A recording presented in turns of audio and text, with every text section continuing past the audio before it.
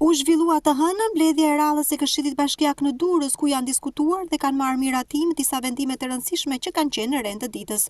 Kështu, si fillim, është miratuar lista me numrin e familjeve përfituese të ndihmës ekonomike për muajin shkurt 2025. Një pikë e rendit të ditës ka qenë dhënia e autorizimit për nënshkrimin e aktmarrëveshjes së financimit ndërmjet një sipërmarrësi privat dhe përfituesit Bashkia Durrës për rikonstruksionin e qendrës shëndetësore në Rashbull. Është miratuar në parim vlera financiare e shpronësimit për pasuritë pron-private që preken nga investimi publik me objekt rikonstruksion rruge në njësinë administrative Ishëm. Rialokimi i fondeve të rindërtimit të pashpenzuara për vitin 2024 që të transferohen në vitin 2025. Është bërë miratimi i ndrejqjes së gabimit me karakter material të vendimit të Këshillit Bashkiak me numër 116 të datës 24/12/2024 për miratimin e listës emërore të nxënësve të arsimit parauniversitar që plotësojnë kriteret ligjore për përfitimin e bursave dhe pagesave për vitin shkollor 2024-2025.